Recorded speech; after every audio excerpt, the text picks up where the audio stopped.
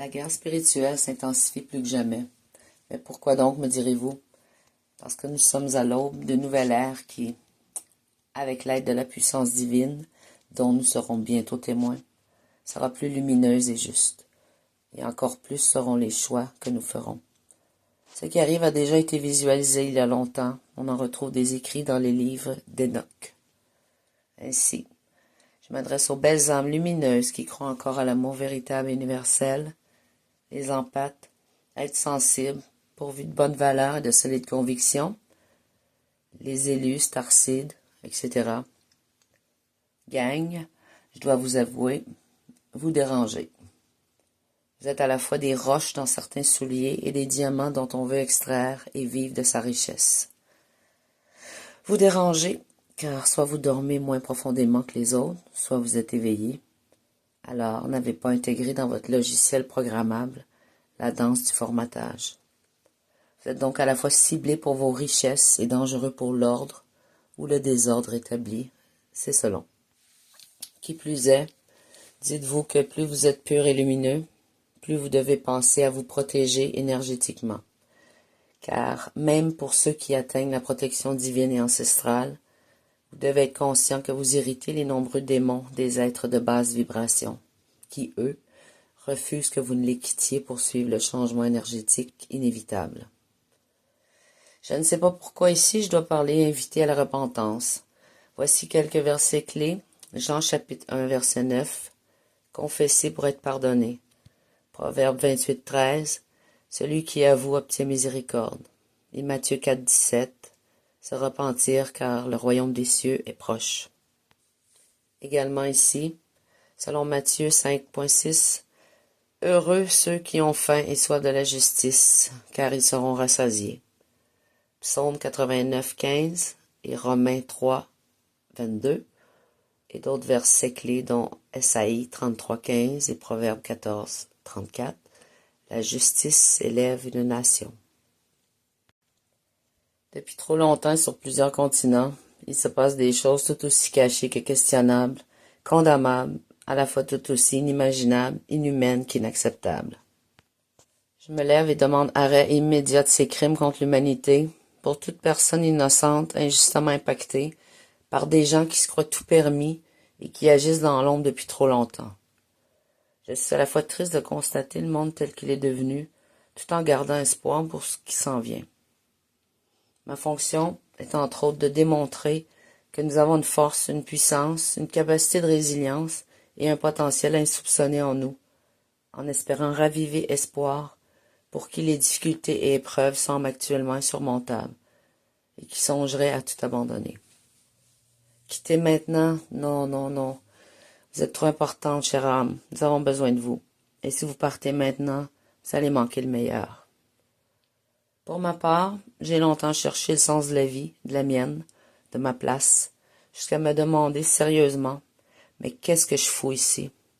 Mais c'est quoi ça? Qu'est-ce qui se passe? Qui plus est, qui suis-je? Où vais-je? Jusqu'au jour où Veni, Vidi et bientôt Vici. Lorsqu'initialement tu as tout pour réussir et que tu cherches quelque chose de sain, de vrai, mais que ta vie se résume à de la fatigue, des bâtons dans les roues, difficultés, échecs, souffrance et incapacité à rencontrer tes buts, tes rêves et à t'épanouir tellement tu dois constamment t'adapter aux changements et moultes épreuves qui apparaissent sur ton chemin, alors qu'au fond tu sais être et préférer une vie stable. Quand tu sembles avoir plus de difficultés que la majorité, que tu te sens à la fois seul et même entouré, seul même en étant entouré, que tu te sens souvent incompris en parlant la même langue, que tu es jalousé alors que dans les faits, tu as moins dans ta vie que ces dites personnes que tu sembles déranger. Tu as envie de te poser beaucoup de questions, qui malheureusement dans mon cas, sont restées très longtemps sans réponse. D'ailleurs, après avoir traversé seul de lourdes et constantes épreuves qui théoriquement auraient dû me faire sortir les pieds devant, et où bizarrement l'intensité des difficultés a commencé à se faire sentir dès que j'ai travaillé à améliorer mon avenir, et que depuis cela est de plus en plus difficile, comme si l'avancement m'était interdit, de même qu'une vie épanouissante, comme une sorte de sacrifice imposé, une malédiction, car cela va à l'encontre de toutes les logiques. Je suis intelligente, travaillante, persévérante, honnête, bienveillante, et je ne sais pas si c'est un avantage ou un désavantage, encore joli pour mon âge. Que se passe-t-il dans ce monde où nous faisons supposément partie d'un tout, mais où certains ont de la difficulté à trouver leur place? Et comment se fait-il qu'en étant une femme aimante qui espère trouver l'homme qui lui convient pour bâtir avec, une femme qui est fidèle et loyale, qui ne demande pas la perfection ni rien de précis à part un amour sincère, de belles qualités et valeurs, qui trouve en moi ce qu'il cherche et qui veut s'engager? Bon, c'est vrai que je sors pas beaucoup, là.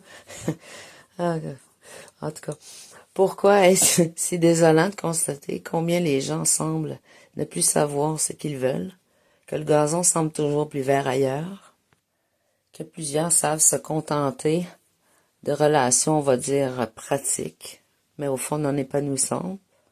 Encore pire, ceux qui ont des relations à tout va avec n'importe qui, sans réaliser les conséquences qui vont bien plus loin que les supposés MTS. Mais comment on a pu déraper à ce point? Bref, je préfère être seule tant que j'aurais pas trouvé le bon, s'il existe dans cette vie. Ça, c'est une autre affaire. En tout cas, je m'égare, mais il y aurait tellement à dire. Les réponses récemment trouvées sur le plan spirituel me calment partiellement, car enfin, même si ce qu'il y a derrière est un peu weird pour la majorité, vivant sa vie, on va mettre vie ici entre guillemets, vivant sa vie dans la roue du 3D, du manger, dormir, travailler, consommer. Pète puis répète, une course effrénée sans s'arrêter, sans jamais réaliser qu'on est plus que de simples pions qui devons travailler et consommer. En tout cas, il se passe des choses qui ne devraient pas se passer, il est temps que ça arrête. Entre-temps, je cherche encore ma place, je tente de l'inventer, car c'est ce qui me reste à faire. Je suis encore isolée en partie, et gagner ma vie devient de plus en plus difficile dans le travail que je fais depuis toujours. J'ai besoin de quelque chose où je me sens utile, qui m'épanouit et qui va servir les autres avec ce que j'ai appris. Un projet win-win, comme on dit. Car il n'y a pas que moi qui a vécu et vit injustice, dénigrement, harcèlement, tentative de destruction, entre autres. Tous les gens nommés si haut, et peut-être plus, sont bizarrement sujets à vivre des difficultés similaires. De même intensité, je ne pourrais pas le dire. Mais initialement, nous tous sommes des candidats à souffrir de manipulateurs d'énergie et de vampires énergétiques. Termes qui sont actuellement acceptés, mais dont il reste tant à découvrir en arrière-plan. Pour l'instant, je m'adresse à qui de droit. Je refuse qu'on me vole, me dénigre et me harcèle. C'est gratuit car, à ce que je sache, je ne vous ai rien fait. J'ai le droit de pouvoir vivre ma vie en paix sans m'inquiéter de demain. Je ne pensais pas être ambitieuse en voulant trouver ma place, devenir la meilleure version de moi-même et m'épanouir. Mais je persiste et signe. C'est ma vision et je la garderai à perpète. Je veux vivre pleinement dans la joie et non plus juste survivre. Toutefois, avec l'âge que j'ai, la première chose que je fais post-désincarnation sera d'aller à la porte du bureau du Big Boss, demander pourquoi ça a pris si longtemps pour comprendre. Fallait vraiment que je sois mature dans tous les sens pour entrer dans la période d'âge d'or et surtout une vie si éprouvante. Pourquoi? Car si j'ai signé pour ça, j'ai sûrement pas lu les petits caractères. Sinon, j'ai demandé un tout inclus karmique afin de ne plus revenir par la suite. Et si c'est pas ça? Il y a quelqu'un, quelque part, qui a voulu décider pour moi. C'est qui? C'est qui? C'est pas Dieu, il est pas sadique. Saurons-nous peut-être ce qui se passe? Aurons-nous toutes les réponses demandées avant de retourner à la maison? D'ici là, j'espère assister et participer encore à une des magnifiques transformations dont l'humain est capable.